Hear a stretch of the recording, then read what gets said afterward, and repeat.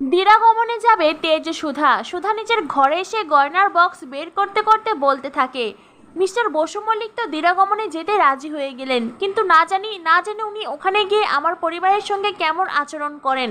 হয়তো আমার পরিবারকে অনেক অপমান করবেন। যদি সেটা নাও করেন, ওনার যা মেজাজ, কখনো কখনো তো আমার মনে হয় উনি আমার সমস্ত বিপদে একেবারে ঝাঁপিয়ে পড়েছেন। ওনার মতন শুভাকাঙ্ক্ষী আমার আর কেউ নেই। আবার কখনো কখনো মনে হয় উনি আমাকে জীবনের সবচেয়ে বেশি ঘৃণা করেন। আমি বুঝতেই পারি না লোকটাকে। এদিকে তেজেছে পিছনে দাঁড়িয়ে সমস্ত কথাই শুনছে। সুধা তখন গয়নার বাক্স খুঁজতে খুঁজতে দেখে সেই হারটা নেই, যেই হারটা ঠাম্মির মা ঠাম্মিকে দিয়েছিলেন। সুধা বলে, এ কি, 12টা বক্সের মধ্যেই তো এই হারটা থাকার কথা, কিন্তু কোথায় গেল? সুধা তখন বক্সগুলো গুনে দেখে 11টা বক্স। তখনই তেজ সুধাকে বলে, আপনি ঠাম্মির মায়ের দেওয়া সেই উপহারটা হারিয়ে ফেলেছেন।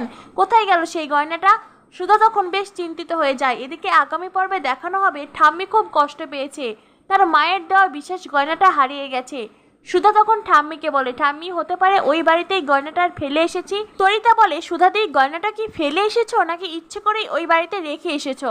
সুধা তখন ঠাম্মিকে বলে, ঠাম্মি, আমি তোমাকে কথা দিচ্ছি, দিরাগমনে ফেরার সময় আমি এই গয়নাটা যে করেই হোক উদ্ধার করে নিয়েই আসবো। তো বন্ধুরা, জমে উঠেছে শুভ বিবাহ সিরিয়াল। কি হতে চলেছে আগামী এপিসোডে? সুধা কোথায় থেকে পাবে সেই গয়না? পরবর্তী আপডেট পেতে আমাদের সাথেই থাকো। ধন্যবাদ সবাইকে।